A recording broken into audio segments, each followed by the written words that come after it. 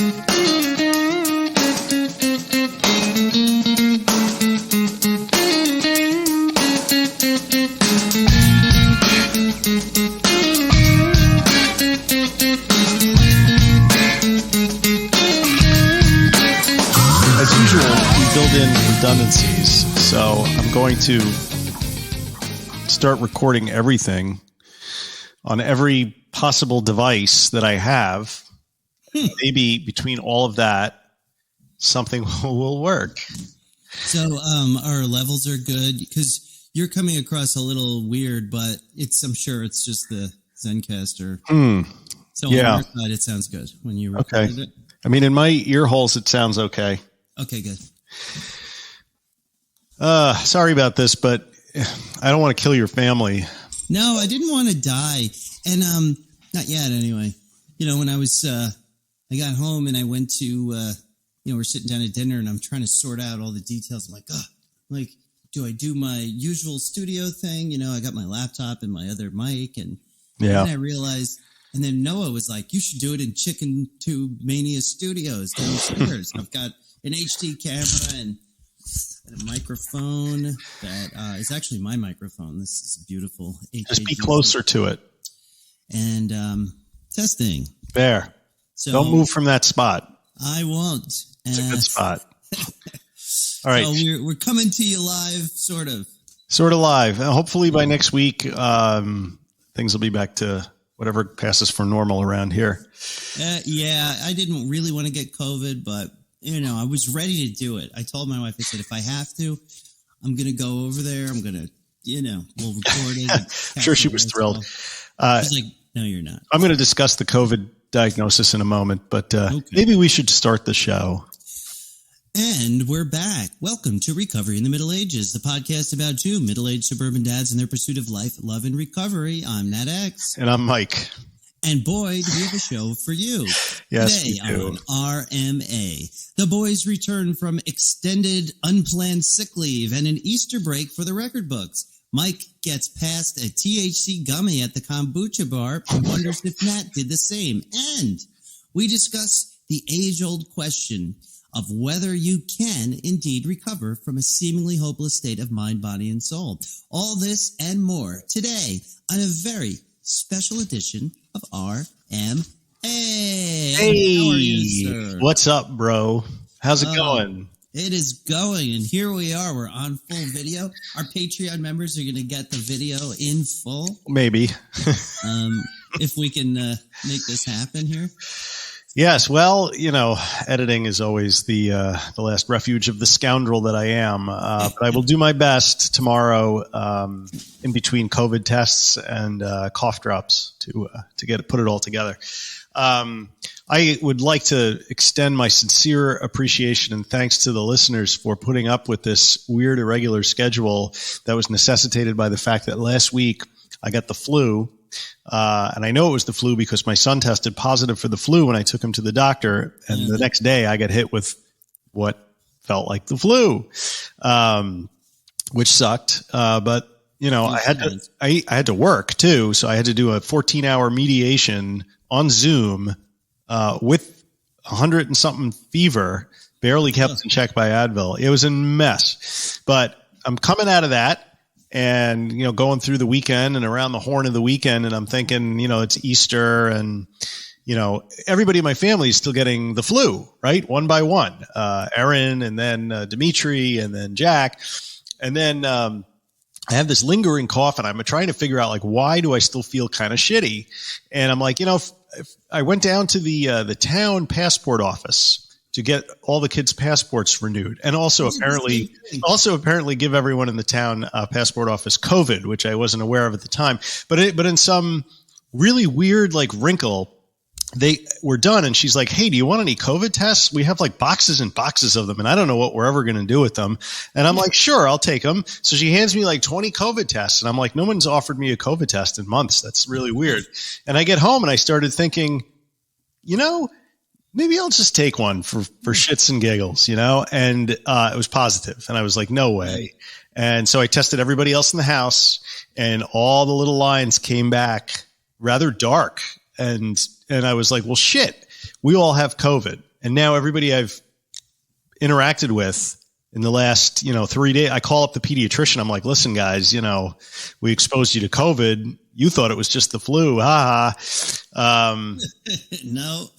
So now we're, test that's your cat's butthole. Hi. What's the cat's name? Eros, the god of carnal love. Oh, that's an interesting name for a family pet. I didn't pick it. We adopted him, and that was his given name. So it came with. I'm sorry, I'm having a cough drop because the thing about COVID, I'm a little upset because for 2 years I've been hiding from this fucking disease, like not going outside, wearing the mask, doing all this stuff. And I am vaccinated and boosted, as is everybody else in my family except my oldest son, who doesn't believe in it. But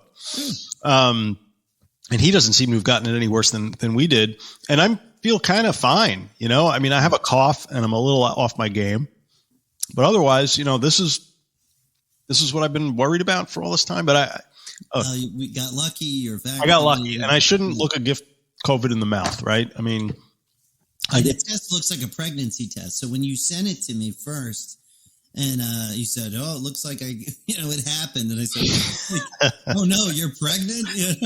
I'm so sorry. And in fact, it was COVID.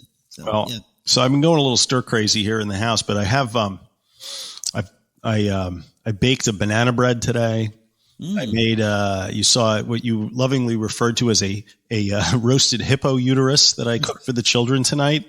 Which was actually a puff pastry pizza, but I can see how you could make that mistake. Yeah, it's a common mistake. But yeah, so we're all hanging on here, and that's why, folks, the show is not taking place at Castle Grayskull. It's taking place in Castle COVID. Castle COVID. I'm here in Chicken Tub Studios, Noah's recording studio. But you know what? Yeah. We should thank the listeners for sticking with us and being so understanding.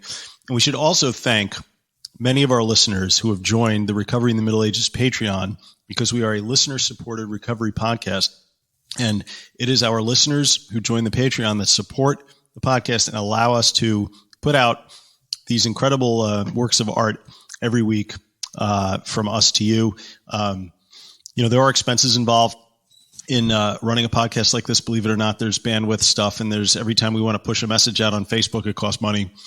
Nat and I are not retiring off the proceeds that we make from Recovery in the Middle Ages. Not yet.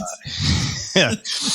But so joining the Patreon is a great way to support the podcast and show that we mean something to you. So if you go to patreon.com/recovery in the Middle Ages, you can learn more and sign up. For those of you that don't know what Patreon is, it's a way for you to support the podcast. It's a way for you to support art that is being made by content creators such as myself and Nat. And when you join the Patreon for Recovery in the Middle Ages, Nat will send you the secret codes that will allow you to access our Discord. What was that? What? It was just a cloud of smoke emanating from your face. Oh, my goodness.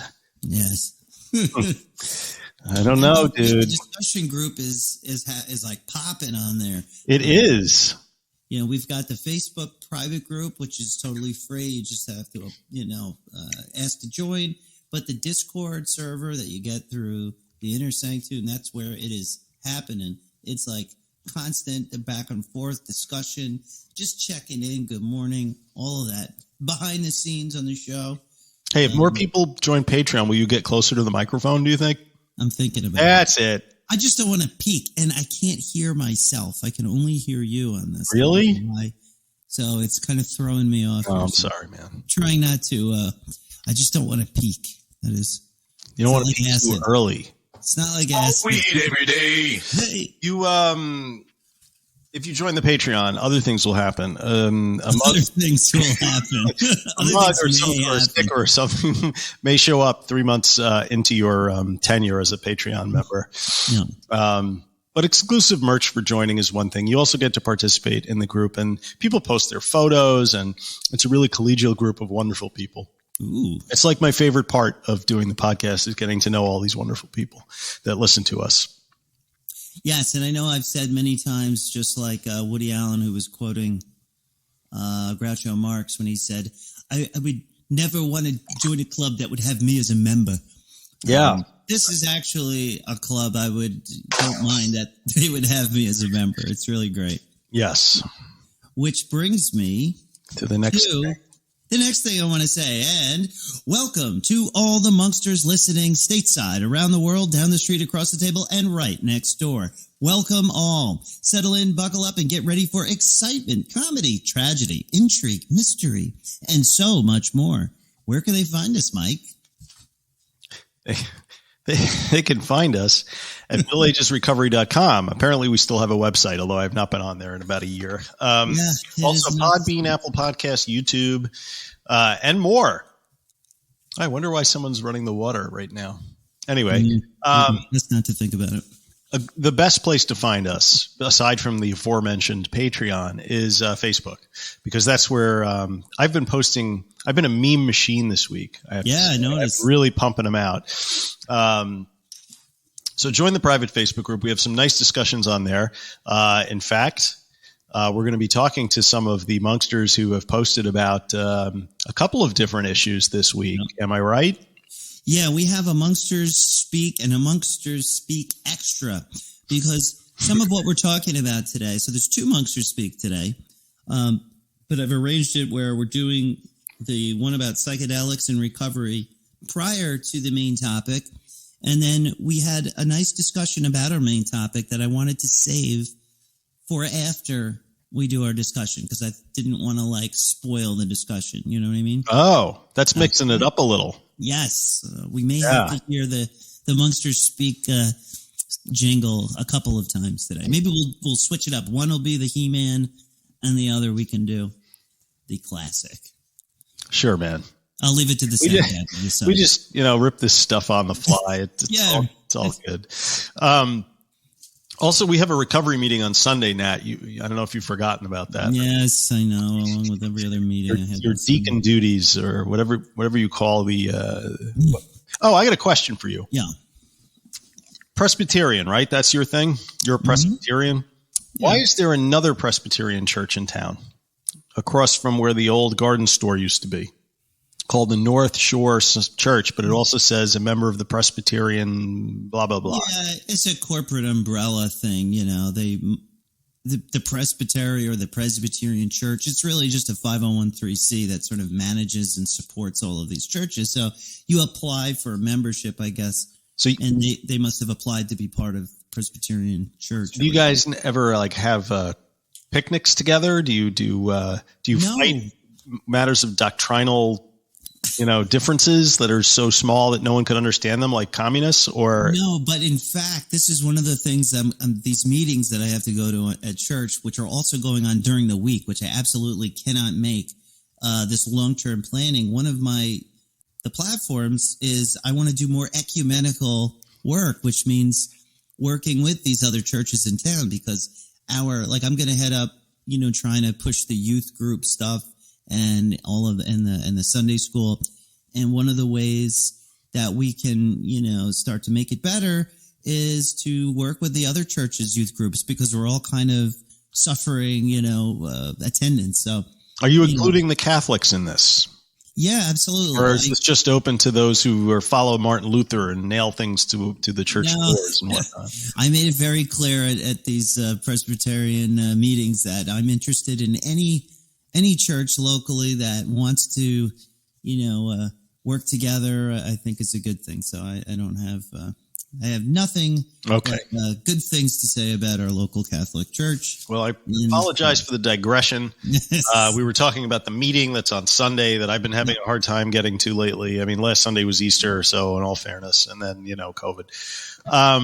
So I don't know, maybe this Sunday I'll try and get there, but it's a good meeting, and people do come to it, even though you and I have been perhaps a little remiss in getting right, but it's not about us. It's not about us. Monksters. This is not a star vehicle. This is not a place for people to bask in our fame. Fame, such as it is. Excuse me. Don't you have a cough button? I think I have a cough button. I don't have a cough button. I just have a microphone that I cough into. Yeah. So great reviews will be read on the air. Yeah.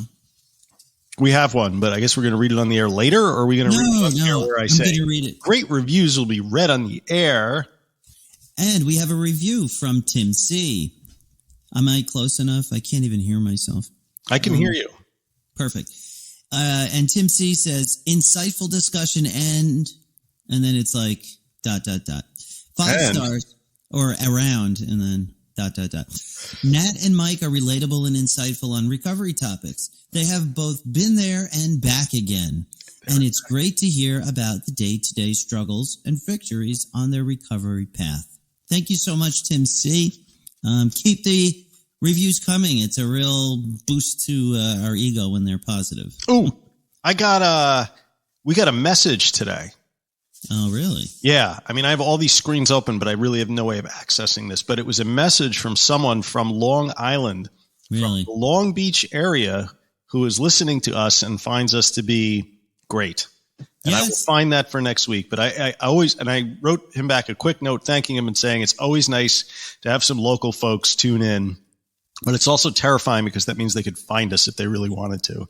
They can find us, and, we're starting to plan DopeyCon 3, or Dave is starting to plan it. I'm also trying as much as I can. And the prospect of, meeting all these people that I've been talking to online and recovering with all these last couple of years, I don't know, my social anxiety gets kind of ratcheted up. And, the Monksters have been doing meetups without us. On the Discord, they were talking about a couple Monkster meetups, and I think it's great. But I also get a little bit of anxiety thinking about it. A lot of anxiety for me. I don't know. Can I live up to whatever it is people think that I am? Or don't look at it that way. I don't know. You know what they say about meeting your heroes? You're bound to be disappointed. 100% will be. Whatever you think this is, you will be disappointed. That is my guarantee. But it's like, you show up and you can't really pick your nose or scratch your ass or anything because people watching you, I'm going to try not to, We will get together. We will have an official RMA meetup. It's going to happen. I don't know when. I don't know where. Yeah. Like a thief in the night, it will just creep up and it'll boom. The thing is, we have to give people some notice though, because, no flash mob RMA meetups.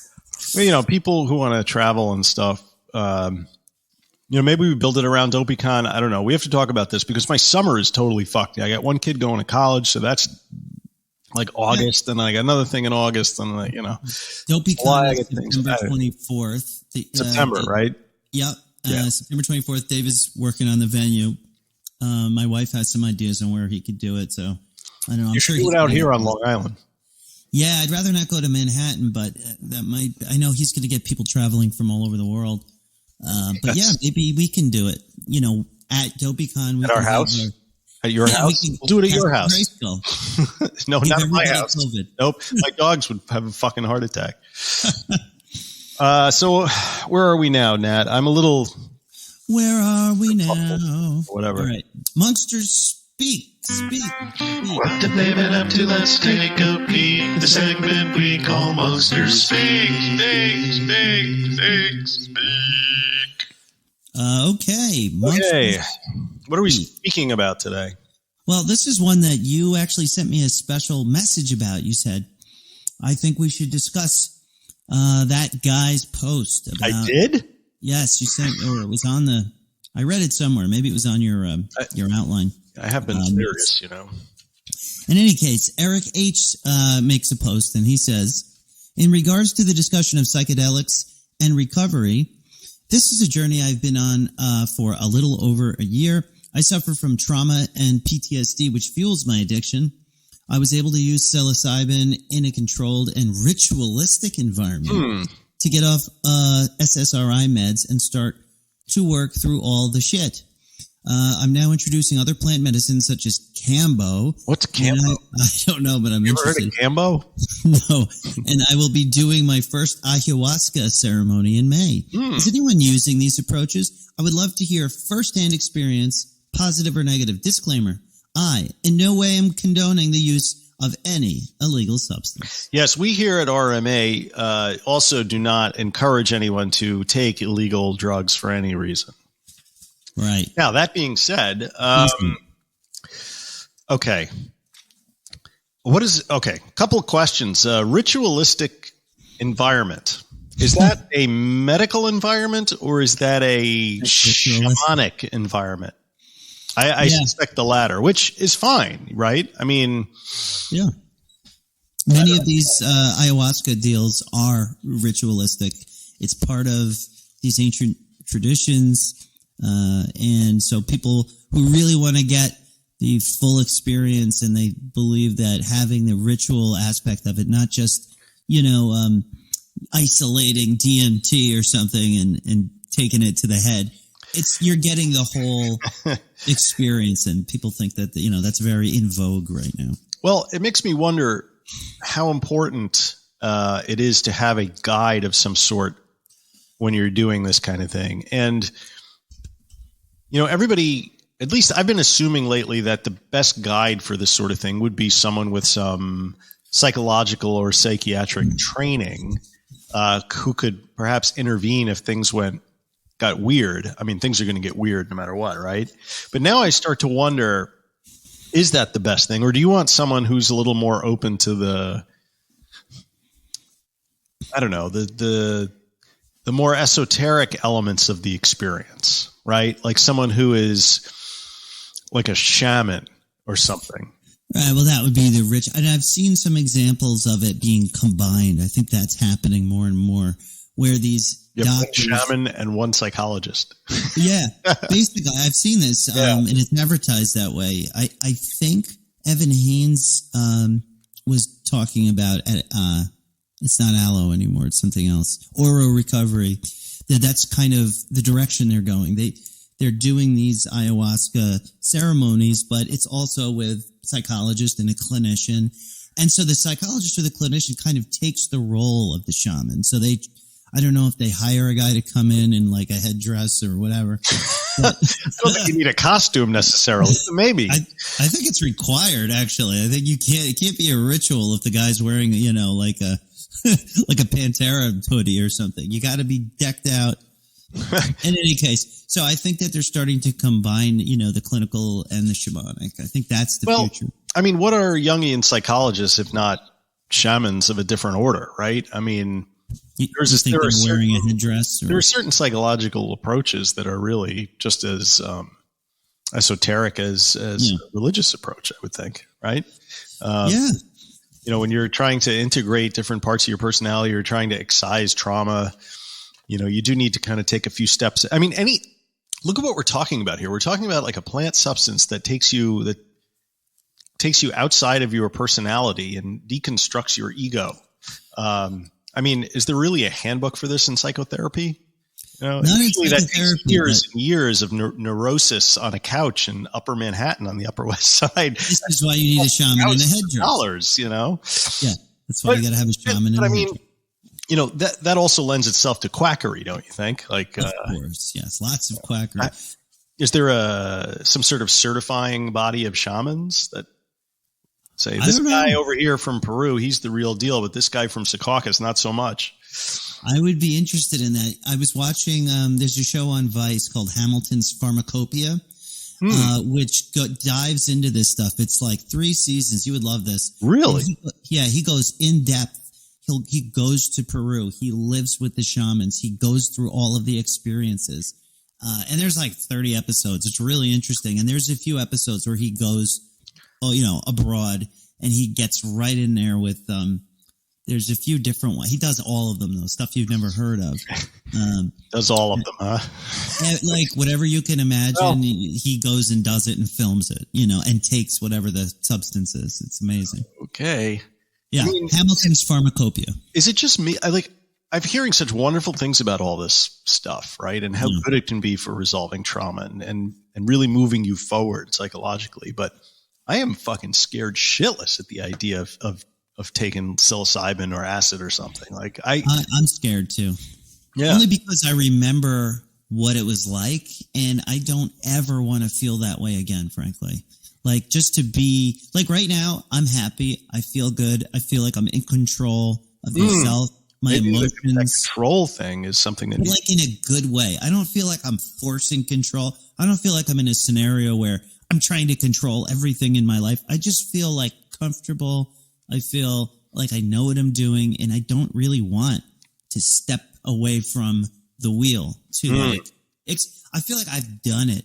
I've been out there. I've seen like the world from a unified perspective, all of that stuff. I've done it. And now it's time for me to take what I've learned and move forward. And I don't need to like backtrack. I'm not at a point where I feel like that's necessary, Some people, they've never done it. Maybe it's a good thing to try. Well, I think that's what a lot of people who were really into that in the late 60s, it came to the realization eventually that, no matter how much acid you take or no matter how many psychedelic drugs you do, no matter how many visions you have, like eventually you come down. And when you come down, you come back. And when you come back, you reintegrate your personality into society. And it's like rehab. I don't know if you ever read anything that Timothy Leary wrote, but most of it is just gobbledygook, Yeah. A guy like Ram Dass, who was Richard Alpert, who was, became Ram Dass, who was Leary's partner for a while. Like, they were both Harvard professors and they got thrown out of Harvard because they were introducing acid to their students and then taking a lot of acid. But that's not in the handbook. Huh? Ram Dass ended up, or Richard Alpert ended up going to India, finding a guru and sort of stopping the acid, although I think he probably took psychedelics to the end of his life, but it really wasn't the focal point of what he was doing. And that's when he started to make a lot more sense, because at some point you have to come down, you have to get off the acid and you have to sort of reintegrate your experience with your personality, because not who's there to help you do that? Once the shaman is gone and once your high school roommate isn't there to guide you through your swim trip, you're just on your own. And so who's guiding you then? Who will guide you moving forward? You could also ask the question, like, do we need guides, or are all the answers already inside of us? I'm a believer in guides to a point. I feel like we have to be led. I mean, I don't know, maybe we don't have to be, but I certainly always got a lot out of a mentor or a teacher, someone who's been there before. It's like maybe I could have found it out on my own, but who knows how long it would have taken me to get there, You know who was a really intense mentor of young people that took a lot of acid? Jesus. Charles Manson. Oh, yeah, well, So watch who, what did Dylan say? Watch your leaders. Wait, don't talk to leaders, watch your parking meters or something. I think you have to be really careful who that guide is, right? Sure. I mean, you can answer an ad like in your Facebook timeline and fly to Peru and do an ayahuasca ceremony, but what do you really know about the person who's sitting there next to you, holding your sanity in their hands? Right. So it's a lot of trust, and that's why we have governing bodies that certify psychologists, and why there is like clinicians who have certifications. That gives us some level of comfort. It's not foolproof. But that's like you were asking, is there like a governing body of shamans, that can say this guy is not a charlatan? So, you have to watch it. And just like anything, there's shysters out there. But Grant Boykin actually made some comments. We actually had some decent responses here to Eric's post. Grant says, thanks for sharing. I don't think I've heard anyone discuss experience with therapeutic use under professional care of hallucinogenic drugs in this forum, but I'm guessing many are intrigued. A lot of credible research suggests it's effective for trauma and addiction. Please check in after your ayahuasca ceremony in May. I always experienced a bit of trauma and anxiety with psychedelics that makes me weary of trying, but of course, I never did it as part of professional treatment. Yes. And then I said, I've only read about using shrooms for this purpose, but it sounds like it might be promising. Do you feel like it helped you? And then what did Eric say? Eric said, I do. I feel like I have a greater understanding of why I felt the desire to run full sprint from my realities and hide in the comfort of my addictions. Isn't that what you're doing when you're when you're tripping? No, I think it's quite the opposite. I think you're getting all of the illusions are stripped away and you are able to see, like, it's like that. We covered that article a couple of weeks ago about the woman that quit smoking, and she took a heroic dose, as they say, of psilocybin. And when she came out, the first thing she said to the guide was, I understand why I smoke now and I don't need to do it anymore. Right. And just like that, she was done. Eric goes on to say, although I have not totally abstained from alcohol to this point, with each journey I learn more about myself. I plan to couple this with some hypnotherapy over the summer. Hypnotherapy. That's one we even talked about. So you need like a pop filter. Oh, is it popping? If you're too close, it pops. If you're too far away, it's too low. It's like the Zen koan of microphones. Fuck, I've had a pop filter and I don't know where Noah put it. He put it somewhere. A pop filter. Anyway, Bethany, while you're doing that, I'm going to tell you what Bethany said. Bethany said, it helped me tremendously. Microdosing shrooms is one of the best natural alternatives to help a patient with PTSD. Have you ever seen a trauma therapist and done EMDR therapy? And Jim says, I did EMDR for PTSD, very effective. Using psychedelics for healing is different from getting drunk and taking them for sure. Yes, I would assume it is different. It's okay. Don't worry about it. Yeah. Don't worry about it. I think there's one in my car, to be honest with you, but maybe... I don't know. Mac Power says, Mac P says, I believe mushrooms may have helped me stop drinking. I don't think that's a real name anyway.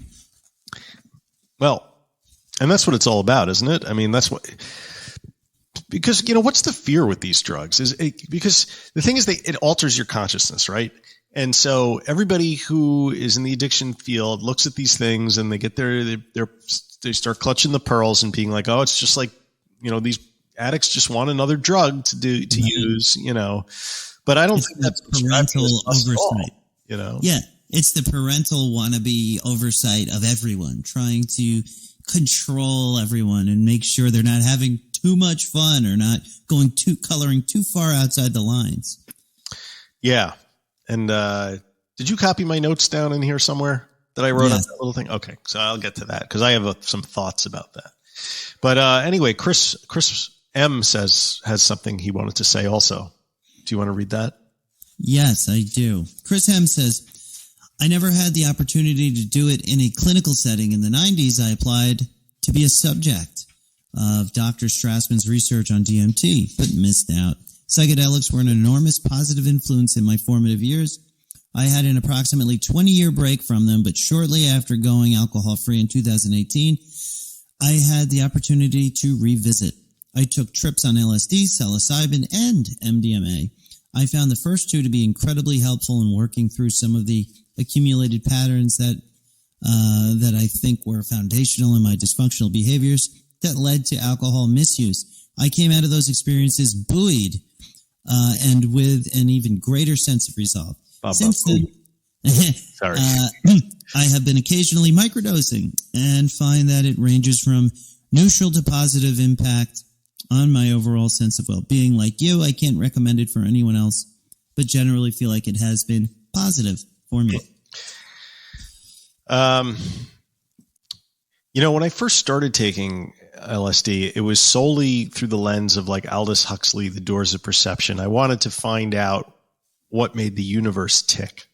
And that lasted for like 6 months. And then it just became something I took after, while I was drinking and stuff and just partied it. But the first couple of experiences were very interesting because I was not drunk. I didn't have anything else in my system. First time was a mescaline trip. And then I took some crazy acid somebody brought from San Francisco my freshman year of college. Hallucinations, all that fun stuff. But and the funny thing is though, it didn't do anything for my addictive behavior. It didn't really neither did it for great me. Insights into the nature of my reality at that time. And maybe that's because I was 17 and, I wasn't looking for that, maybe. Yeah. How would it be today? Do you think? Like I was the same way when I did it in high school. It was just like that. It didn't stop me from going down a path of a destructive addiction cycle. But then that wasn't my intention anyway. Right. So, and a lot of people report that, whatever their state of mind is when they take the substance, colors their whole experience. So if you go in the right setting with a shaman or with a clinician, and with the express purpose of exploring why you're suffering this cycle of addiction. Maybe it's a whole different thing, especially as an adult now with a mature brain. Maybe it's different, you know? I'd like to think it would be different from when I was 17, since I'm different from when I was 17, right? Yeah, a little bit. Maybe not as different as you'd like to be. Well, right. I mean, that gets into the whole Buddhist thing about what is permanent and what's not, and then what sticks around in your personality, and whether there even is a fixed you that exists through time, you know. I have theories on this, but we don't have time in this show to discuss it. No. Maybe a future show we can talk about the id, the ego, the superego, our unified consciousness. You can do some bong rips and talk about it on the show. Happy 420, by the way. Oh, yes. Happy 420. That was yesterday, apparently. Yeah, big holiday. In fact, I did see I saw some discussion online about what does 420 mean. And I wish I had, written down some of them, but it's an interesting topic. Like, where does 420 come from? My theory, what I always thought it was one of these police codes. 187 is a murder. Bop, bop. The other one is 311. The band is indecent exposure. This is a code the police will say, we go to 311. I always was told 420 was possession of marijuana. Yeah, not true, though. Like all good true. Things, it originates in the Grateful Dead world somewhere. That's what they think. Yeah, I think it had to do with a high school in San Rafael. And well, can we get some confirmation? Can one of the Monksters reach out? And I want some confirmation because I think it makes sense that it's a police code, doesn't it? I don't know. 311, 187, it's a 3 number. It makes sense. It's a stoner story somewhere, somehow, I'm sure there's an interesting story behind it, but it may be lost to the annals of time. Lost to the annals of time. So guess what Noah got today? I came home and there was a bearded dragon in my house. Oh, and by that, you don't mean your mother-in-law? No, she was not here tonight. Yeah, Noah got, he gets these things in his head, things that he has to have, otherwise he's going to be depressed. Who else is like that? I don't know, not me. I'm going to be like that. But he had to have this bearded dragon, and so we've got Nelson, is what he named him. He's very cute, and, it's interesting. But we were going to you guys for all of the details, and my wife said that you gave her some advice on where to get the bearded dragon, because you've got a couple, right, or one? We have no, we have other lizards. We have what the hell do you call these things? I'm staring at one of them right now. A leopard gecko. We have 2 of them. Your wife actually yesterday asked me about turtles. I thought you guys were going in the turtle direction. No, it's Max's birthday this weekend. He's turning 8. And one of the things he wants is a turtle or a tortoise, or it's going to be a zoo in this house, right? The cat, the kids, the turtle, the whole thing. Tortoise is less work than a turtle. Turtles are messy and smelly. But if you need any bearded dragon advice, Jack is the guy to talk to. My son, he knows all things about lizards. Just be advised that cage you have there is not going to be big enough. Really? We got it rather large. Yes, but you got a couple of years yet. But good for him. I mean, it's good. You'll be taking care of it probably. So. Well, this is another thing. It was this big fight, about he's not cleaning up after himself just normally. Like, he's not doing the room cleanup. He's not picking up after himself. And now we're going to introduce a lizard into this situation. But that's why I have 2 dogs that I take care of. Yeah, like they swore up and down, Oh, yeah, I'll take care of the cat until he saw how big the poop was. And, I said, yeah, you actually have to scoop it. So you'll be happy to know, just brief aside, that, the little white dog that tries to take a bite out of your ass every time you walk into my house? Yes. I got her a muzzle? A collar. It's not a shock collar, but it makes an unpleasant noise and an unpleasant vibration whenever she barks. So it was cut down the barking by, I would estimate, about 80% because she's not like hearing the buzz or feeling the, it's like a hand buzzer like you'd get in a joke shop, right? Oh, all right. But it kind of zzz on her neck.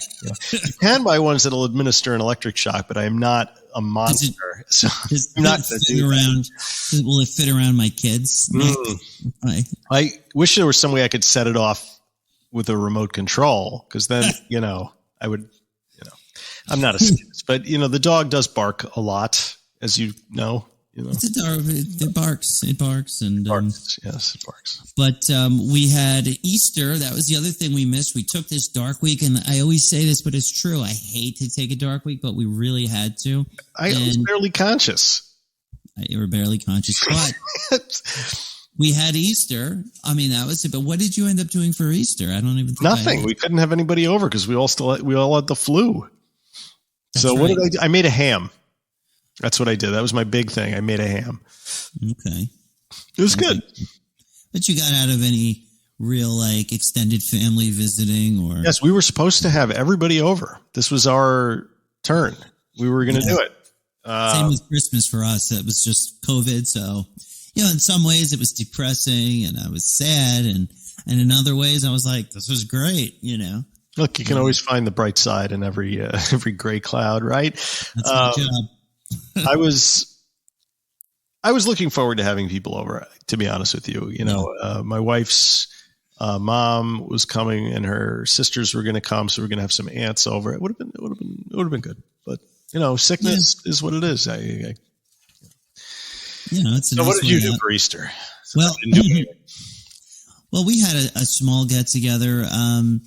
We obviously we went to church, and it was really cool because it's the church I grew up in, and it's my parents still go to the church, and so we were able to. Wait, this is the regular church that you go to, right? Yeah, it's your church. We sit in the front row. I always get the front row, and one of those. The front row, and then my parents, they don't usually sit in the front row. They like to sit off to the side, And but I had them next to me, and it was like a whole row of my family just at church on Easter, decked out in their finest. And I don't know, it was a nice nostalgic feeling. It was happy. Now, we had something weird with the party or the dinner. My Aunt Ruthie was visiting from out of town, and which normally would have been okay to bring to my sister-in-law's house, who did the Easter dinner out east on the islands, about an hour and 20 minutes from where we live. Mm-hmm. But my dad also invited my Aunt Joan, who is aged and widowed, and she brought her friend. And so they just went ahead and set up an Easter dinner with just them at their house. Okay. Yeah, we were all kind of like, oh, all right. Well, they were like, well, Harry, my brother, he was in Ohio because my nephew Cannon was playing a big Ohio State match or something. They're sports people. Yeah, he was playing tennis. And so we weren't together for that. So Friday night we had my aunt and parents come over and we did sushi, and we watched my nephew Cannon play for Ohio State on TV. We just that's cool. And he won. He beat Michigan. It's like they're big. If you guys follow college sports, my nephew is the top college player. Well, he's like top 10 in the nation, and he's first singles at Ohio State, which is also Division I. He's a pro. And he beat the guy. He came back after losing the first set. It was like this. So my dad is so into it. He's like, we're eating dinner, trying to talk, catch up. My dad's like, come on, God. He's like going crazy. And anyway, Cannon ended up winning. And Ohio State actually won that match. And normally I don't care about sports, but it's my nephew. Right. And so that was cool. Awesome. It was nice to catch up with my aunt. She gave us she gave me some some sad news about her sister, my other Aunt Eunice, who we've been out of touch with her. She was kind of like my favorite aunt growing up. She was a little crazy. She's the one that got me interested in the paranormal and UFOs. I used to have all these. She was very off the wall, which was so weird in my family because my dad is so straight-laced. Mm-hmm. My other two aunts are lawyers. My grandmother is just like a Baptist, just no drinking, no dancing.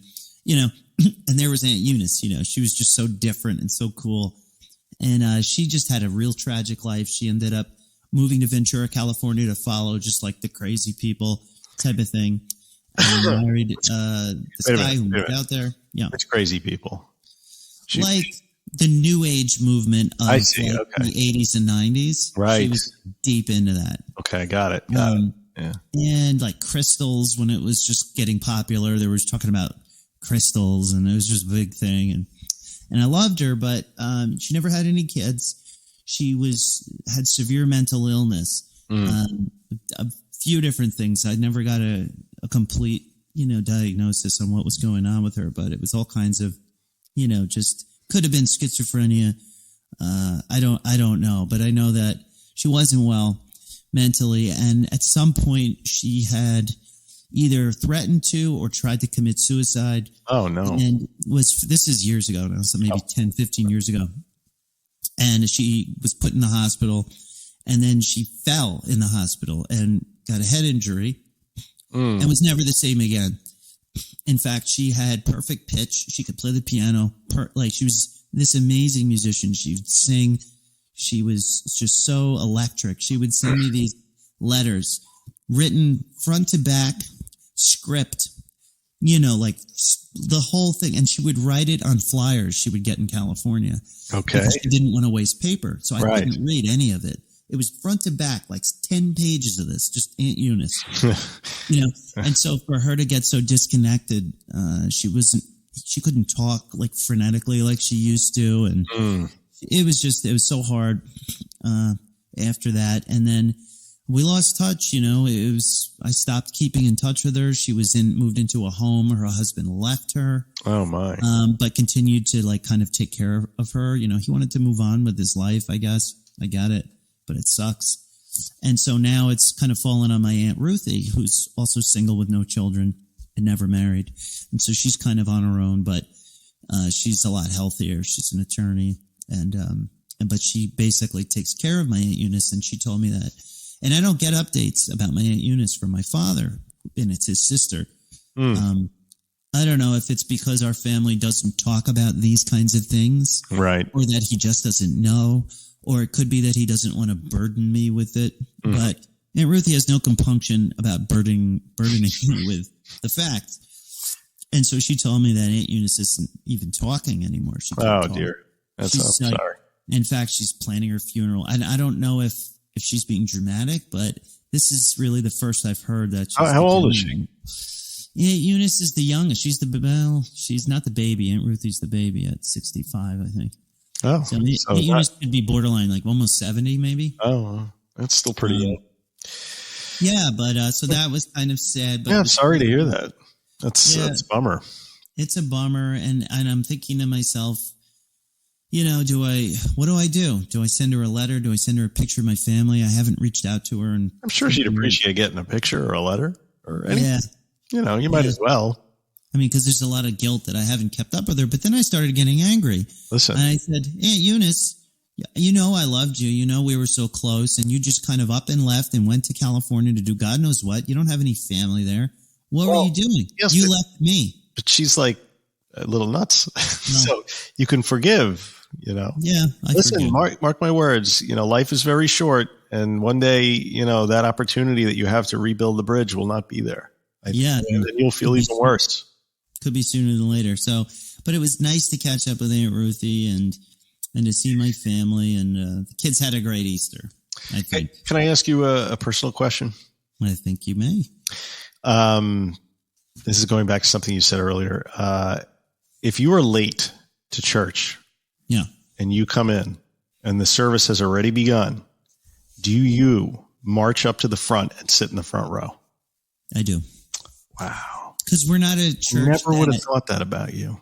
We're a church that is just happy to have people coming in. So do you have your name on the pew? Like, no, is it one of those places like the Episcopalians? No. It's very low key. It's very friendly. It's very much like going to your friend's house if your friend had a church. Like, it's just totally. So do they call you out though? Or you like, is your reverend like, oh, hey, it's the Kingsleys filing in late? He might say something like that because he's kind of funny. He might make a comment. He's kind of a jokester. He's cool. It's a very friendly, like easygoing situation. You walk in, it's just like seeing old friends and stuff. It's not stuffy. All right. Yeah, it's a good time. I'm going to file that little piece of information away. Yeah, you like it. I think you can't not like it. It's just totally hangout church, I guess. And we had an incident at the kombucha bar. Well, did we? Now this is it. Okay. This is good. Okay. You remember, those of you who who are members of Patreon got the video a couple of weeks ago that Nat was walking around downtown in a town that's near us, killing some time while his son was taking some acting lessons. And one of the places he went to was a place that he described to me as a kombucha bar. Now, he went in there, got some kombucha, walked around, so on. I couldn't help but point out that I noticed that on the doors and windows, there were little stickers. One was like a pot leaf, and there was a little sign saying they would give you some hand rolls if you left your name, I thought it was mailing list or something. I thought it was free, like bread rolls. Yes, of course you did. So, we filmed that little bit of video, and as luck would have it, Aaron and I were driving around that very same afternoon. We went up to Target Rock. We took a drive up that way to kind of just, see what was going on. And on the way back, I thought, wow, Nat has been talking up this kombucha place like it's going out of style. So I want to go over there and get myself a jug of kombucha so I can bring it home and put it in the fridge. So do they not have a kombucha bar? Like, it's the main attraction in there. No, it isn't. So on the left, it is not. It is far from the main attraction. So I called you on the phone. I'm like, where is this place? And I couldn't find it. And then I find it, and I go up there, and I look inside, and the door's locked, and I had to ring a bell to get buzzed in, because apparently they keep the door locked. Because what is this place? It's a weed dispensary. Wait, no. Kombucha bar. I didn't have to do. I think you went to a different place. No, same place. I walked in. There's a 4-tap kombucha thing directly on the left when you go in. But if you look to the right, there's this huge glass cabinet full of weed. And gummies and weed. Yes, they have flour. They have all kind of stuff. But it was just CBD stuff, I thought. No. Plenty of THC to be had, because I walked in there and the girl came out of the back and she was so stoned she could barely see straight. And I'm like, oh, well, this is interesting. I'm like, well, I'm here, and I have been having these shoulder issues, like from lifting. Like I messed up a rotator cuff, and I'm like, okay, well, I'll get some excuse me, some CBD cream, because I found that to be helpful occasionally. And so she's taking me over and talking about the creams, and she's like, have you ever tried gummies? And I'm like, yeah, but they have THC in them. And she's like, oh yeah, yeah, they have THC in them. And I'm like, I said, listen, the last time I took a Delta 8 THC gummy by mistake, it blew the top of my head off, and I wasn't right for 2 days. And then she laughed, and she was like, oh yeah, it really messes me up too, man. Like that. So she's thinking she's talking to like a class A stoner who really knows what's going on. So I'm there with Erin, and she's like rolling her eyes because this girl is completely out of her mind. So I buy the little tube of whatever it is, and it's $40 or $45 for this little tube of, but she's like, yeah, there's some THC in it, and it just activates the CBD. And I'm like, okay, fine, whatever. And she's like, do you want some gummies? And I was like, no, I'm not really, like, I can't really do the gummies, And then I'm like, but I will take some kombucha. So we go over to the extremely small kombucha bar stuck next to the exit. And she fills up she's like, oh, try this one, try that one. I'm like, okay. And first of all, I walked in and the whole place reeked of weed. Was that not your experience? None of this was I'll tell you what my experience was. So she encourages me to mix 2 different kombuchas because one's more dry than the other. And so it was, so I do this, and I go back to the thing, and, I start talking to her about, like, so what exactly, is legal here, you know? And she goes into some explanation about why they can put THC in everything that made no sense to me whatsoever. And she's an attorney now. And she's like, well, by the way, we don't take credit cards. It's only cash, or you can Venmo money to this guy, Mike, but don't put anything in the line that references weed. I'm like, okay. So, yeah. So then she's like, I'm paying. I sent her, you know, we had a nice little conversation, and she's like, hold on a second. And she goes over to the cabinet. She gets a couple of these THC gummies, puts them in a canister, and she's like, here, on the house, you can have these. And I'm like, I look at them, and I didn't give them back to her. I took them and I put them in a little bag, and then I went to the donut shop next door and bought donuts. But so I'm coming home, and I'm thinking, there's no way that motherfucker Nat went in there and didn't get himself a big honking bottle of THC gummies, you know, because I know because you were the one that got me turned on to that Delta 8 that one time, you know, mistakenly or otherwise. Mm-hmm. So, but I didn't tell you I got the gummies. I just stuck them in my closet, and I didn't mention it. And then I don't think we talked for a few days after that. But yeah, and then I was convinced that you were like trying to hide from me the fact that you had actually been going to the dispensary on Saturday mornings. So how was it from your perspective? Okay, so what you're telling me just sounds like a different store. So I think it's like a Rorschach test, because it's all in what you're focusing on and what you're looking for. Maybe. Here was my experience the first time, and I think I told you about it. I said, I didn't think you were being truthful. Oh, you thought I was being deceitful because you were deceiving me about the weed store that you were going to. I didn't see it that way at all. It's so funny. So I was just walking around randomly to just see the town, because as I told you guys, I had like 2 hours, and it's a cool town. And I saw this shop, and I'm like, oh, cool. I saw the taps in the side, and I said, oh, kombucha. So maybe I told myself it was a kombucha bar. I opened the door, no problem. Walked in, and I walked up to the woman behind the desk. She didn't appear stoned. I didn't smell marijuana. Yes, I saw all of the flowers, but I immediately assume that it's like what I see in gas stations sometimes, or vape shops. It's just CBD. They do the flowers. It's like it's whatever. It didn't even pique my interest. I was just, hi, I'm Nat. I do this recovery I led with, I do a recovery podcast, and that's why you didn't get free samples. Right. I'm like, what the fuck? So I just went on and on. I said, oh, I see you have kombucha. This must be a kombucha bar. That's probably, and they just wanted to give me what I was coming in for or something. And she's like, oh yeah, we have all these. And she walked me over, and she's, yeah, my mom's in recovery. And I had a nice conversation, blah, blah. I was tasting the kombucha. Everything to me said, this is a kombucha bar, because that's maybe what I wanted to see. The footprint of the kombucha machine was maybe like 3% of the store.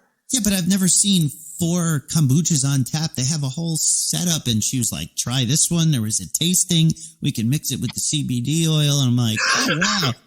And then, I don't know, I was just having a kombucha conversation. And then when I was buying it, I was asking like kind of questions about it. I said, I would like to maybe interview you and, maybe get my partner on the phone. And I forgot why I couldn't do it at the time. But somehow it came up where she was showing me those drinks. It looks like Gatorade. Oh, and yeah. She goes, yeah, those, whatever, it's THC. And I said, oh, like Delta 8. I'm just naive, I guess. I figured there's no THC just being sold in a store. I didn't think we were up to that yet. And she goes, no, it's THC. Like, I said, like real THC? And she's like, yeah. And I just was like, how is that legal? Like, that was just my first question. How can you sell this? And she came up with the same convoluted, legal, the way she could possibly understand it. Who knows? And I just pretty much, she's like, do you want it? And I was like, no, I really don't. I'm in recovery, and I just want this kombucha. And then I left. The second time I came back, it was essentially the same experience. I opened the door. The only difference was that all of a sudden I couldn't use my credit card. So something must have happened between the first time I went and the second time, because she was all apologetic. She's like, I'm sorry that you can't use credit cards now, and you have to get cash. So I don't know you must have come in like, You look like a stoner. The first thing out of your mouth is like THC. I'm a hippie. I was dressed like total dadcore, man. I was giving off the vibe of a 53-year-old man who was there with his wife to get some cream for his aching joints. That's the vibe I came in with. But when you told me that, I'm like, first of all, Mike thinks I'm like lying to him about like getting high, which was absurd, but I get it. Secondly, why the fuck was I not offered any free? Like, am I not cool? Like, that's what's really grinding your gears is you didn't get the free samples. Like, why am I the guy that always looks like a cop? Like, it's just been my entire using life. No matter what I get into, whatever situation, I'm always the guy that nobody trusts because I look like a cop, or I don't know what it is. I never get the cool treatment, and you did. But no, I did not get the THC gummies. It wasn't offered to me.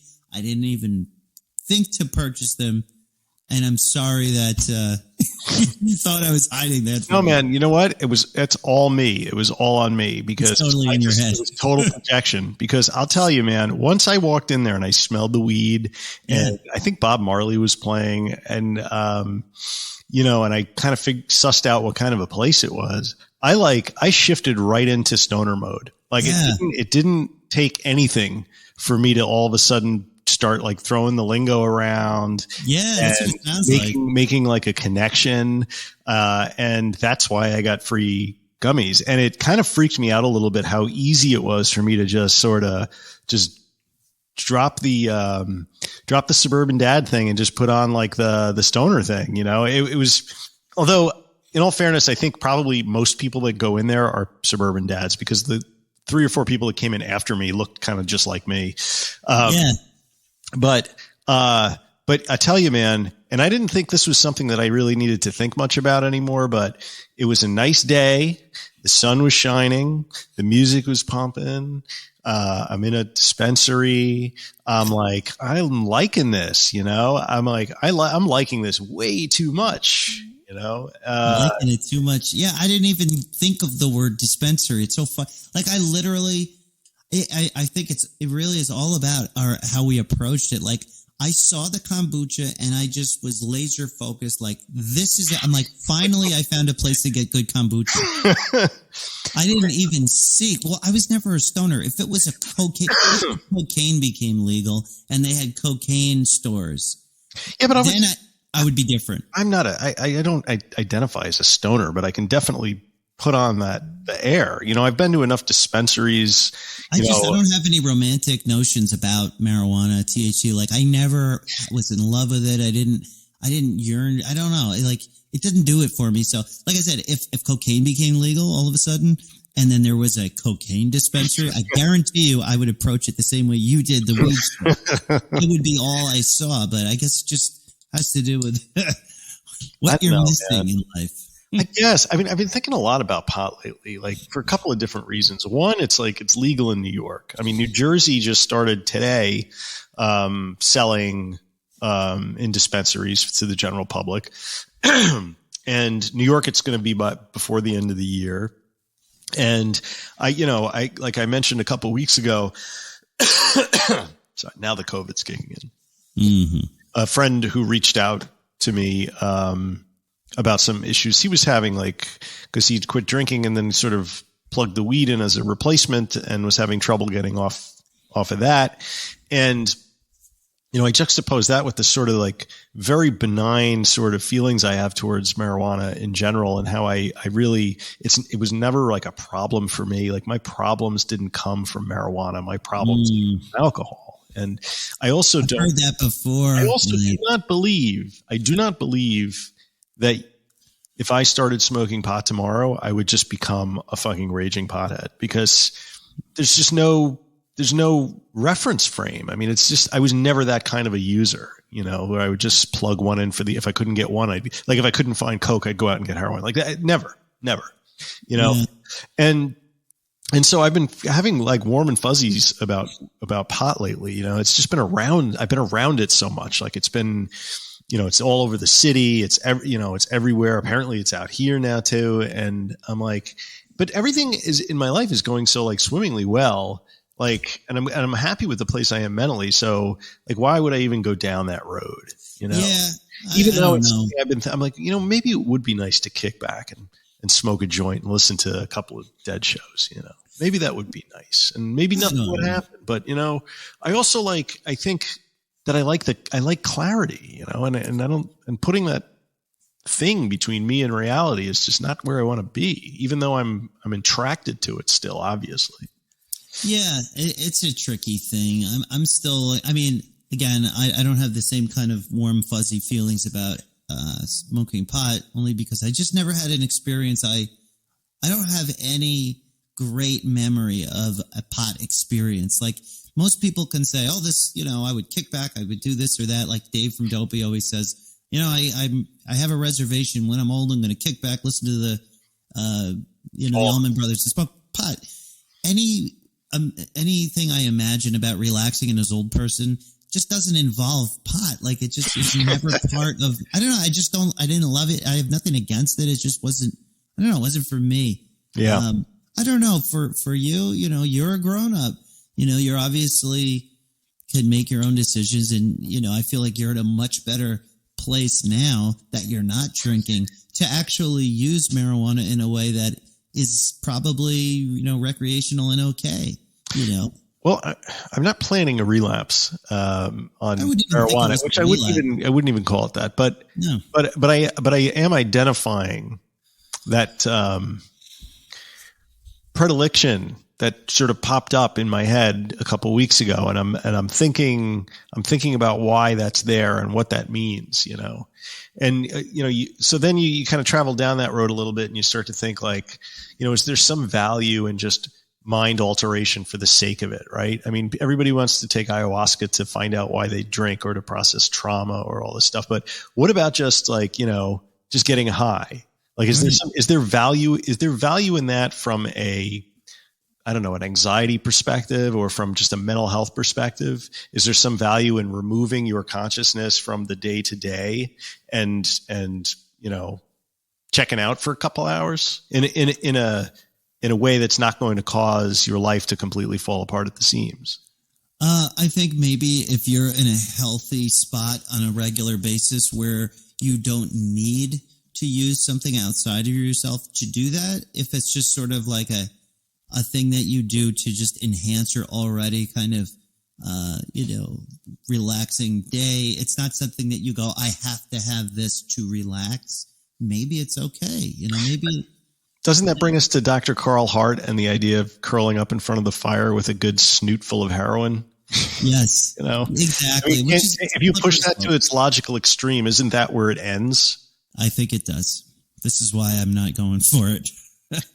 Because then you get to the question of whether recovery is something that requires abstinence or not. Is the abstention mindset a carryover from our Protestant American religious Puritanism fetish? That's your notes, right? Right. Does it need to be jettisoned in order to address the root of the addiction problem? Are there some people who simply cannot process trauma without having the ability to turn off the brain when things get overwhelming? Well, therein lies the question.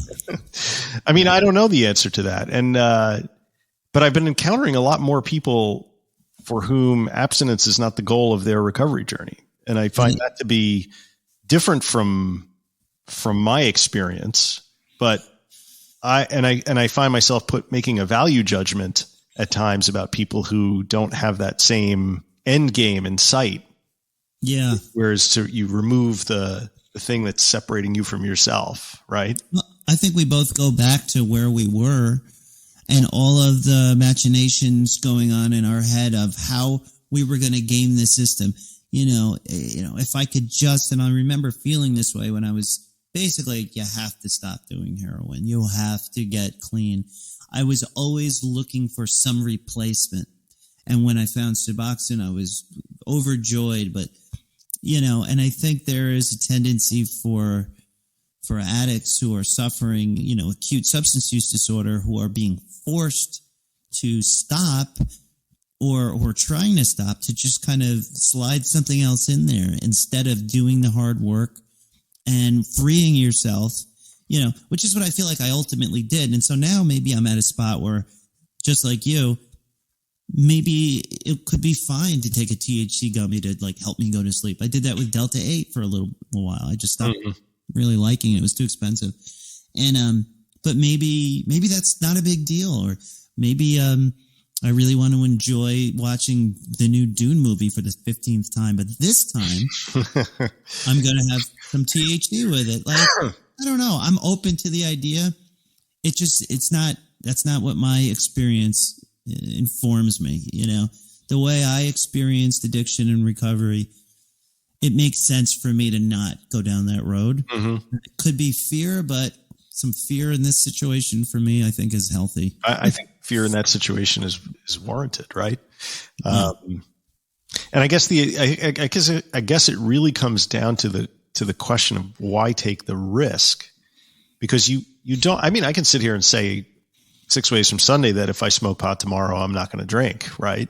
But I don't know that for a fact. I do know for a fact the one time that I got that Delta 8 gummy and I took it and I was high for 2 days, the only thought going through my head was, I wish I could make this stop. It wasn't like, let me put on like a Dark Star from 1969 and just chill out in a chair for 3 hours, you know? Yeah.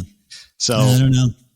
Yeah, I don't know either, man. But I don't have an answer yet, but I think it's time to move on. Or do you have anything else you want to cover in our life update extravaganza here?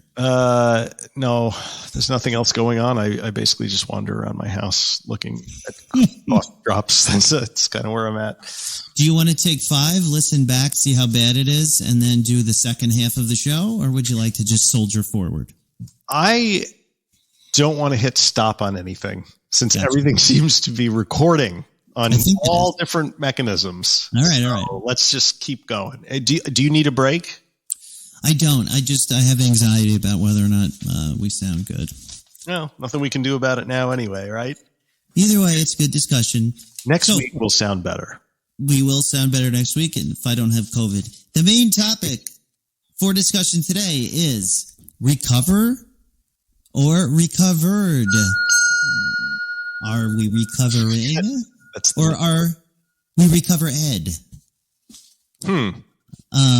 So I love this topic because it pisses people off in AA. Anytime I've brought it up, not just AA, actually everywhere, it makes people angry. Well, that's good radio right there. It is. Piss some people off. It's something I feel strongly about. I don't typically like to talk about it because of that reason. I feel like there's a large swath of the recovery population that is just completely misinformed and ignorant about this topic. Tell us how you really feel. Well, I actually wrote this article a little while ago.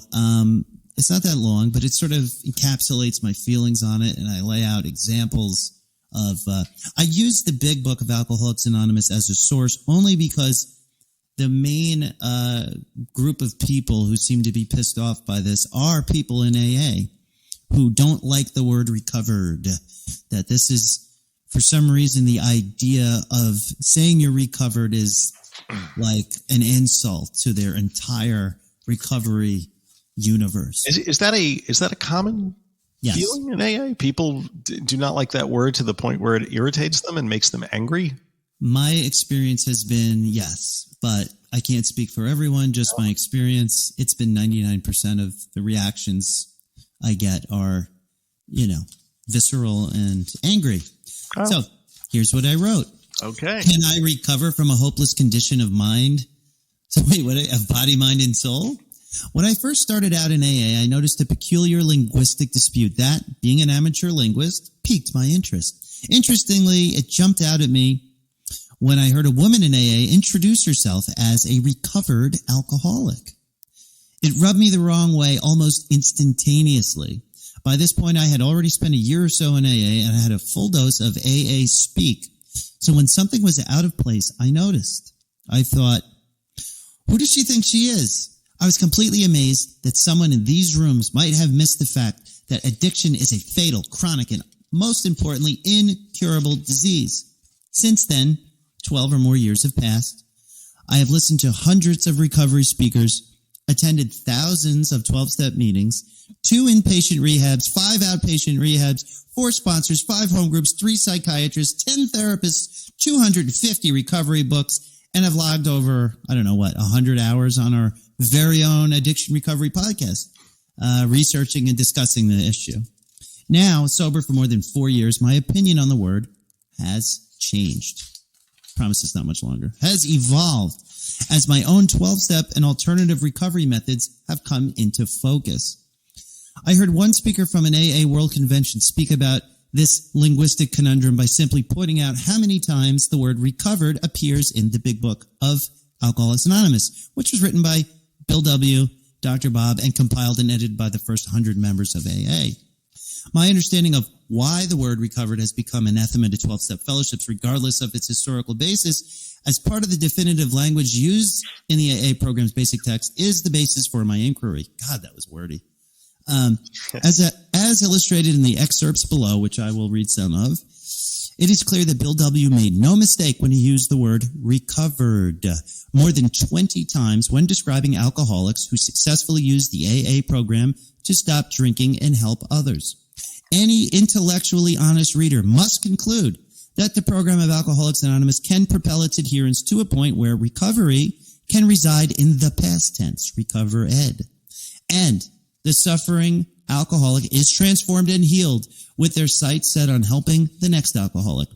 Once recovered, the alcoholic is free to travel wherever they want without fear of relapse. The newly recovered Bill W. no longer suffered from a seemingly hopeless state of mind, body, and spirit, and woke up each day a free man filled with vigor and inspiration to help the next suffering alcoholic, or so he said. Why then is it such a lightning rod in the recovery world? My theory hinges on the idea that the alcoholic must think he or she is different from regular people. Alcoholics frequently refer to non-alcoholics as civilians and normies around other alcoholics. Perhaps it comes down to identification. This is a phenomenon that pops up in recovery quite a bit, and I would argue that it comes with a price. The people leading meetings, along with sponsors and elders, may believe that in order to get through to the people listening to them, they must clearly present as a sick and suffering person to garner credibility and reside down at the base level in order to effectively help those who are really in an acute stage of substance use disorder. While I understand the idea, it really just promotes the idea of perpetual sickness and a constant reliance on their program and its members in order to maintain a functional level of sobriety without ever getting the benefit of full remission. I understand that I am primarily talking about how AA presents this, mostly because of the ubiquity of the AA program in courts, schools, hospitals, and living rooms all across the world. Because of this, I feel it is appropriate to show where AA Big Book actually promotes the idea of its members not only recovering, but that they can and will become recovered from a seemingly hopeless state of mind, body, and spirit. To that end, I have excerpted passages from the Big Book to emphasize the point. And then I have 24 different versions of it. I think I write even more here. So, what do you think? How is that article? Is it a bit much? Okay. So, it's a word, right? Recovering. Does the word matter so much? It seems to when it comes to people trying to define their program of recovery, because when they say I'm recovering, it elicits all kinds of different feelings in them. It makes them feel like I've got to do this every day, because if they, just like I did when I first heard someone say that, I was like, what does she think, she's cured? Like it sort of promotes an idea of constantly having to fight the sickness, which we've talked about before. And why would you ever be part of a program that keeps you sick? Well, meanwhile, it doesn't. If you look at the actual text, they're telling you, no, you get to recover. You can recover. So why is that such a problem for people? I don't know. I think a lot of what went on in early AA, and I'm no expert in this, but from what I've been able to gather is, there was a lot of stuff that Bill W. wanted to incorporate into that program that was sort of shunted off to the side by people who wanted to make the program into a certain, way, steer it in a certain direction that maybe was not the same direction that Bill wanted to steer it in, but he was agreeable to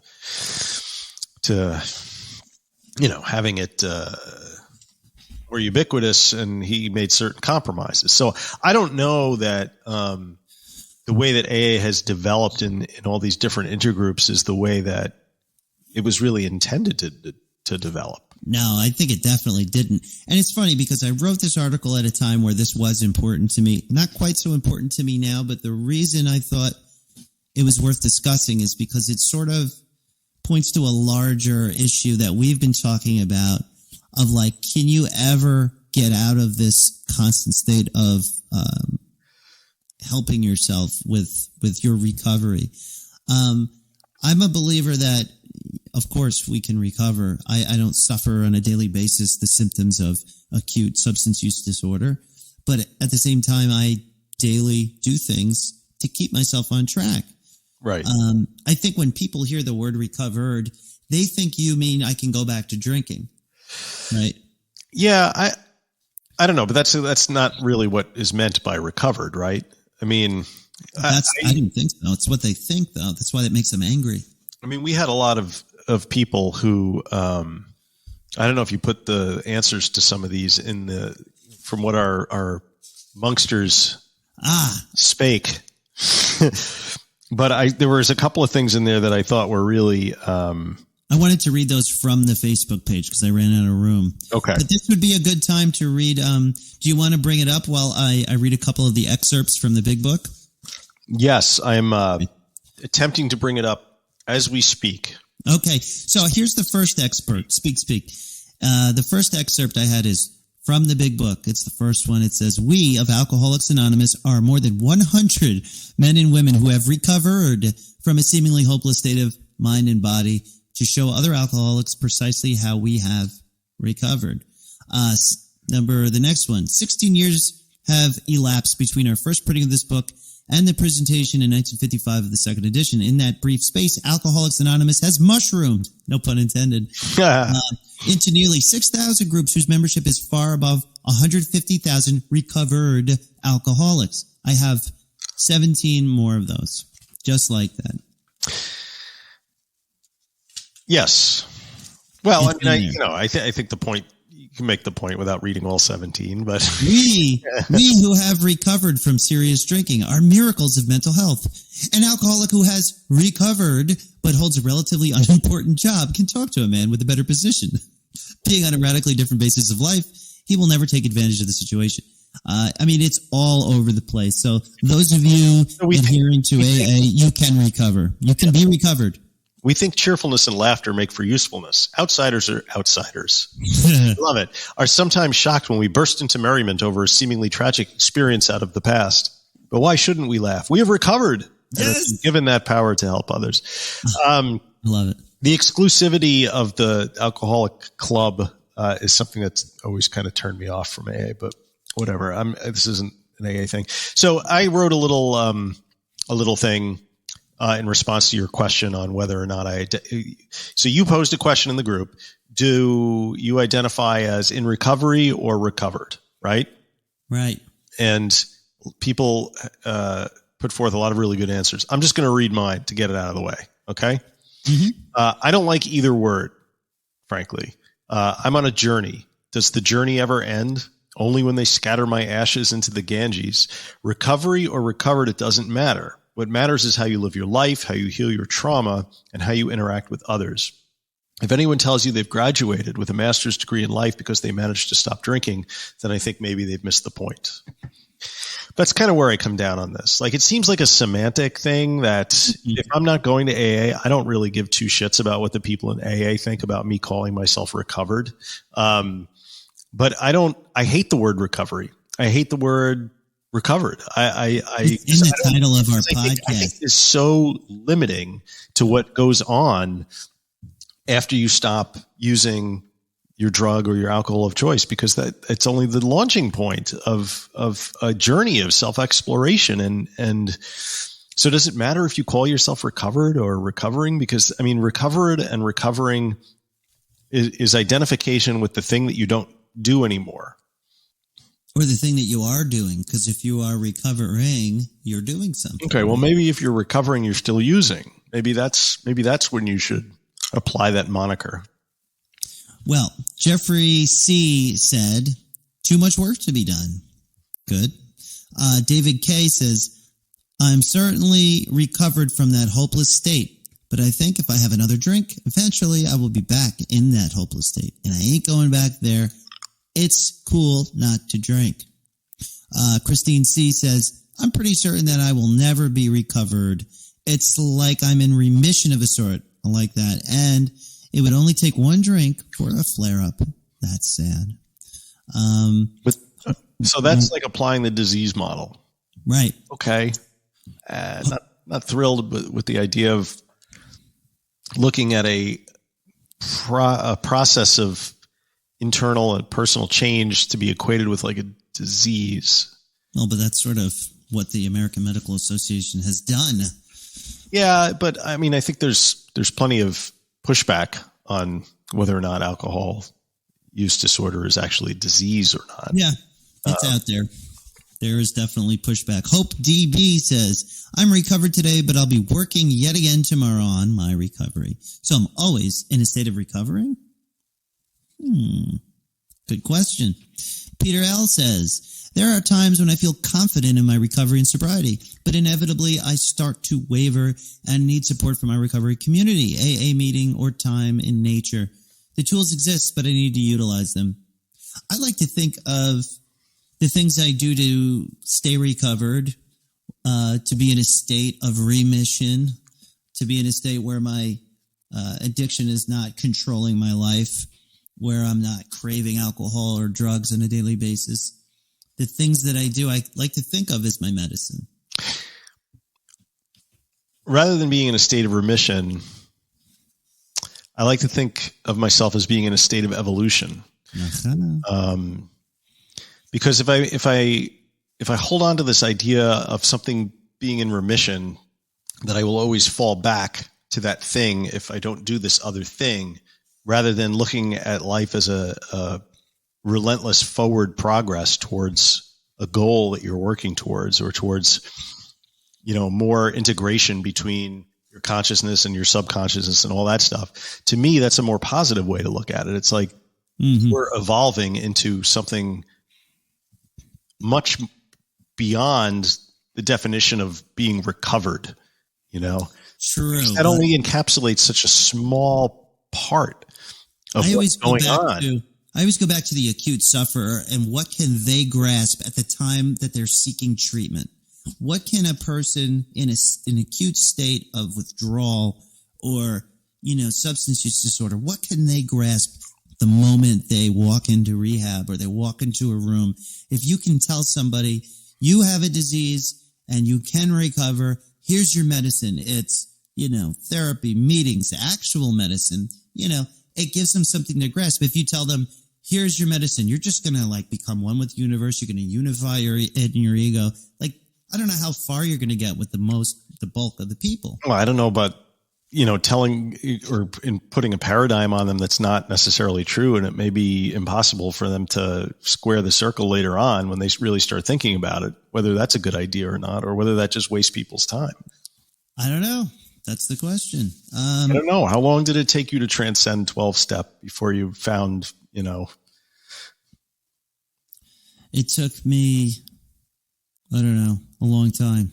It took me a long ass time. I don't know, 6, 7 years, 8 years. I mean, I worked on it for a long time. Austin Blair says, I do believe that we can reach a state of recovered where I'm not suffering with the obsession of every day of my life. However, if I don't continue to work on my own life and improving myself, I can't still fall back into that obsessive behavior. And this is where I said, this is where I come down on it. Basically, I don't suffer from the symptoms daily, but if I stop my daily recovery work, it is possible for it to come out of remission. This means I still can't drink or use drugs, and that's fine by me. Tim O says, I'm currently embarked on a 90-day sober program. This will be the longest I've been without drinking, using drugs, or smoking since I was 13. I turned 33 on Tuesday. I believe, like flashbacks to a war veteran, the disease will always be embedded in my psyche. I'll just get better and better at silencing the dysfunctional thought patterns. I've got a few 30-day stints under my belt for the past couple of years. The clarity of only my first week this time around has shown me how destructive my alcohol use has truly been. Also, how badly I've been lying to myself my whole life. The difference this time, I'm doing deep psychological and spiritual work on myself, men's circles, meditation, breath work, therapy, counseling, hired a personal mentor, training and nutrition. For me, it's all about accountability. As much as I sometimes get overwhelmed with how I'm going to pay for all this work to be done, it's quickly overruled by the fact that I simply can't afford to drink or use anymore. I never touch drugs without being drunk first. Me neither. Me either. Never stops, and it's progress, not perfection. RMA is definitely in my toolkit. I really like that one. No, that guy's got it going on, man. Timo. He's totally lasered in to what needs to be done to bring himself to the next level. I love it. I love these answers. You guys are very articulate out there. I appreciate it. I like Johnny Eyes. I think he says, I think it depends on your view of time. I am in this present moment recovered, but remaining in the state requires that I remain in the present moment.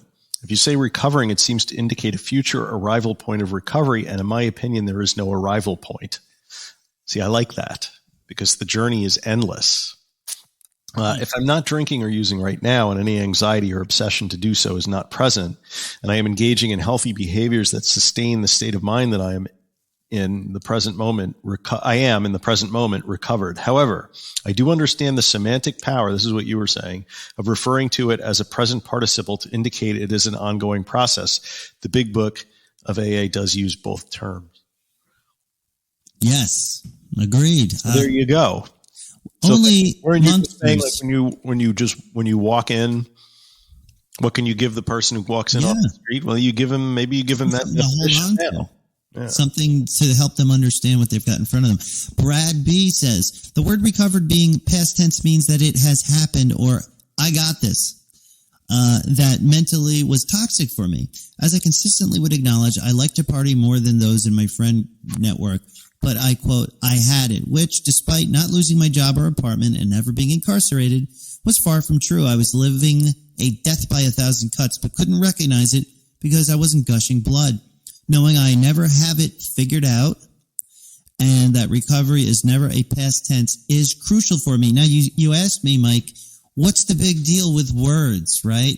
Who cares? It's just semantics. Well, I think words are powerful. I married a librarian. I was an English literature major. Words are meaningful. They color our experiences and our understanding of what's going on around us. So as you can see, this guy... You don't have to box yourself into a definition. You don't have to, but you can use these words to help guide you, to help to be like a torch that you can follow. The great Aaron from Get Smart says, I guess I don't care what anyone calls it. I know that wishing it wasn't a lifelong project didn't change that it is. There you go. That's fine. See? That's simple. There's more. Do you want to read more? My throat hurts. Okay. Ali says, being recovered from a medical illness means you've essentially returned to your baseline health. I don't drink anymore, but I'm never going to return to the person I was before I had a problem with alcohol, so I know that's not possible. So I guess I like the idea of remission better. That said, I don't really need to call it anything. Elizabeth agrees with Allie. Never say I'm recovered. Recovering, yes. Maintaining sobriety, yes. But if at the end I choose to drink, I know it would come right back. If you're going to bum a cigarette, you may as well buy a carton. Carton of cigarettes. David says, I don't think I'll ever be recovered, but in recovery, healthier and happier, definitely. Fully recovered means I've defeated my demons, not affected by triggers and cravings, and hell, I'd be able to go out and have a few drinks without any repercussions. See, that's not how I identify that. But okay. I mean, I get where he's coming from. But from experience, I know this is not to be true, as I will always say I am perpetual recovering. I've played the tape enough to know where a few sips of that hoo-ha will lead me. And Alan, of course, is where I really kind of landed. I really appreciated his comment. The wizard. Yes. I try not to get hung up on words. I heard a guy say he could recover from a gunshot, but it doesn't make him bulletproof. I like that. That's the wisdom bell. The wizened one. It was a whiz bomb. I coined that term. I don't use it enough. I thought he was just another goofy old timer, but it's how I see it today. I don't think about drinking, don't think about having to not drink, and whatever is going on in my life isn't a result of my drinking.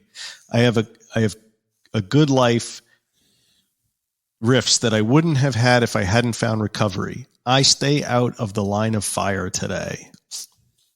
Well said. Thank you, Alan, for wrapping up this discussion for us.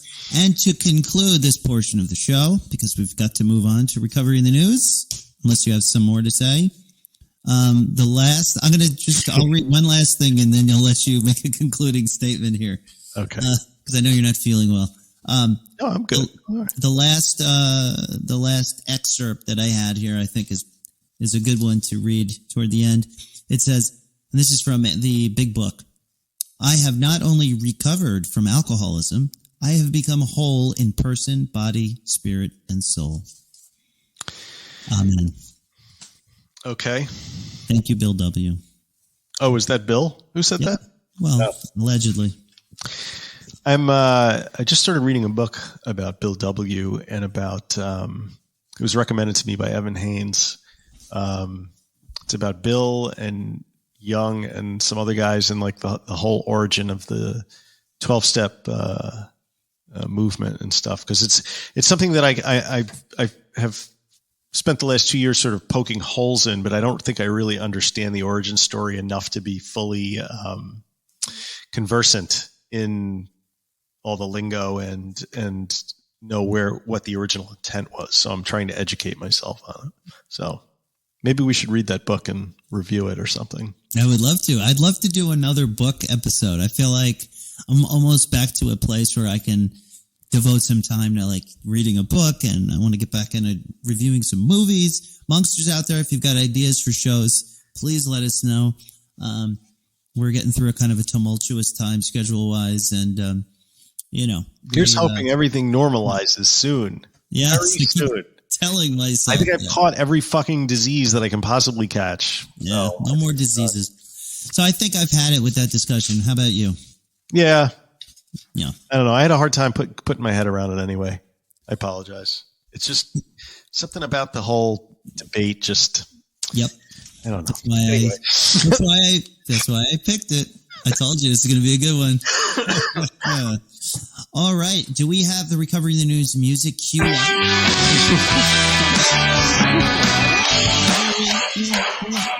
Recovery in the news.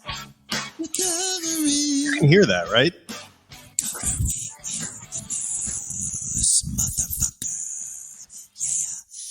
You can't hear that. Sort of. It was like a little in the background, so I might have been off beat. I don't know. I couldn't. You're a little off. Yeah, I'm a little bit. I can move it because it's two different tracks. So you're not getting any of the sound effects or anything? I got that. I did, but I might have just been hearing it through your microphone. Ah, shit. Okay. We're working on it, folks. So recovery in the news. Recovery in the news. Yeah, this week, a very interesting article that popped up from the UPI, the United Press International, called AI May Help Identify Alcoholics at Risk for Relapse. And AI, of course, stands for artificial intelligence. And sometimes I get these stories pushed to me. I have the Google reminder set up for certain phrases like alcoholic and addiction and 12-step and so forth. And sometimes, one media outlet will pick up on a story, and that's the only time I see the article. This one was picked up by all the major media outlets. I got like 9 or 10 notifications because everybody seems to like robots plus alcoholics equals ratings. Like people love the idea of robots somehow interfacing with alcoholics. So I love it. The whole focus of this article is that artificial intelligence apparently, Nat, may be able to identify alcoholics at risk of relapsing after treatment. Patients often return to heavy drinking during and after treatment and may require multiple tries before they can achieve long-term abstinence from unhealthy alcohol use. Thank you for that little blurb on what we all know so well. AI may allow care providers and patients to predict drinking relapses and adjust treatment before they occur, according to Yale University researchers. Minority Report. Yeah. Well, funny you should go there because that's kind of right where I went.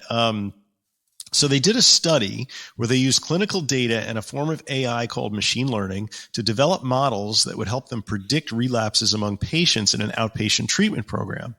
So they drew data from 1,300. So that's a fairly large study, 1,300 U.S. adults in a 16-week clinical trial of treatments in 11 centers.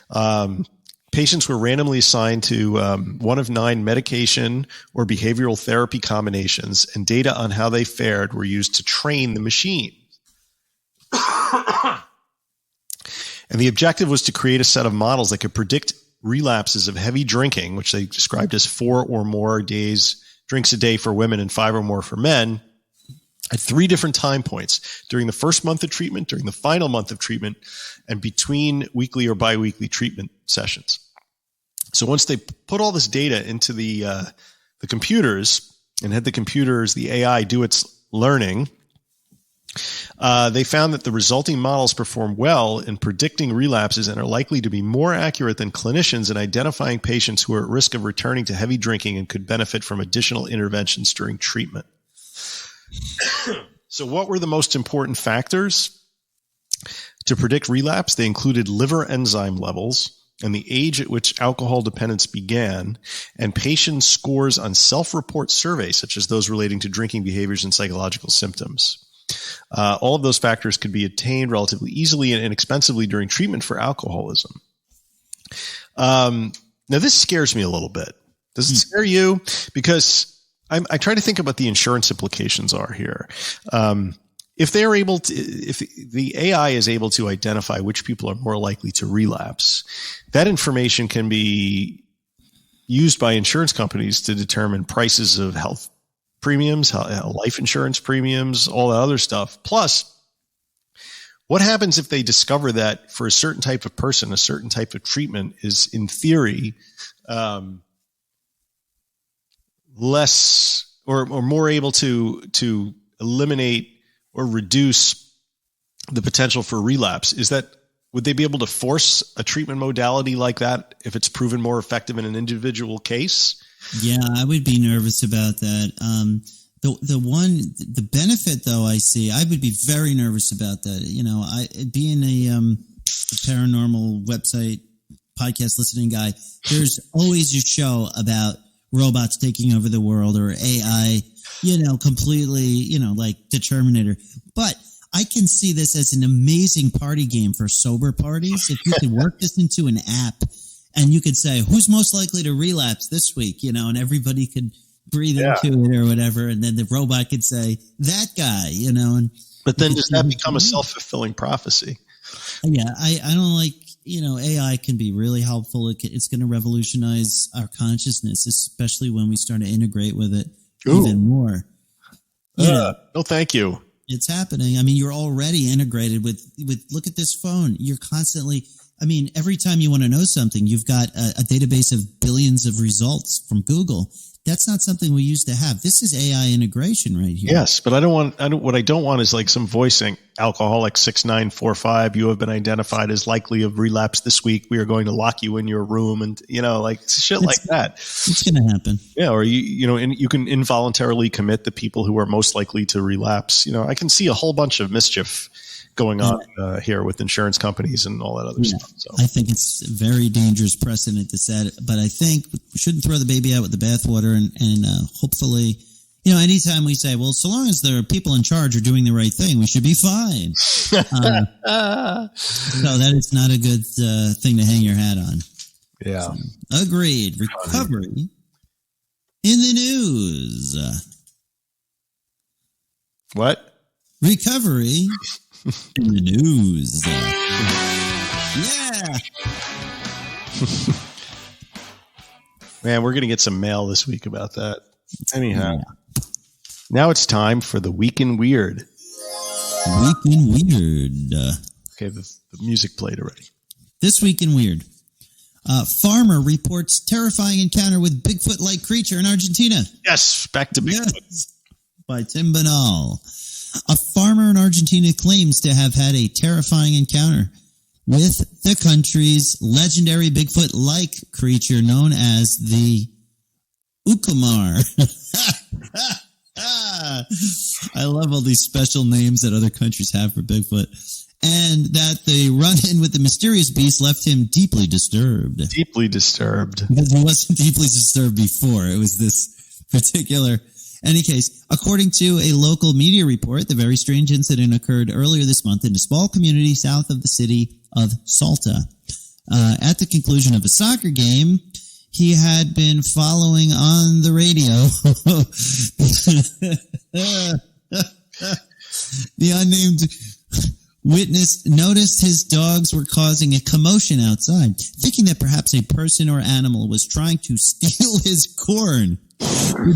The diligent farmer exited the house with a flashlight and walked right into a nightmare that has haunted him ever since.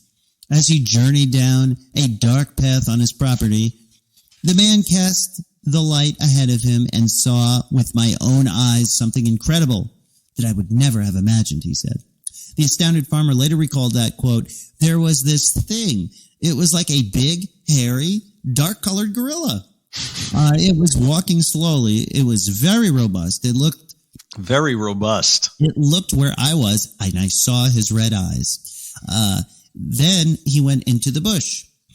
The startled man said that he was too scared to follow the creature. Instead, he understandably ran back to his house, locked himself inside the residence where he spent the night unable to sleep due to what he had just experienced. After the farmer's unsettling story was covered by a prominent media outlet in Argentina, the tale went viral on social media in the country. Sadly, it would seem that there is no language barrier when it comes to ridicule the paranormal, as his wild account was mocked by many people online and many recovery podcast hosts. That said, he was unmoved by the response, later declaring that, quote, I know there are all kinds of comments and jokes, but I would never lie. I assure you that I have seen that hairy beast.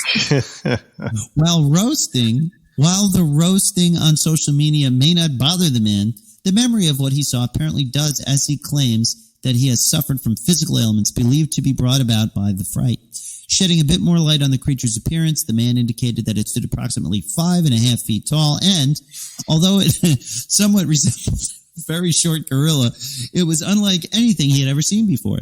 That was not something human, he mused, nor was it a common animal. To that end, it was widely believed that many in the area that the farmer encountered the Ukamar was the legendary creature in Argentina that is described as somewhat akin to Bigfoot, although smaller and often described as being more bear-like.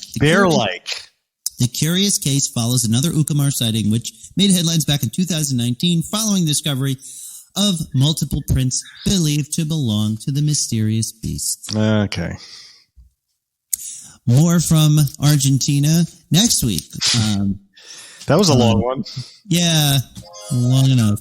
Wicked weird. I like how his first instinct was like he's listening. I'm just picturing this guy is in Argentina on his farm listening to a soccer match on the radio, and he hears a rustling outside and thinks, oh no, someone's stealing my corn.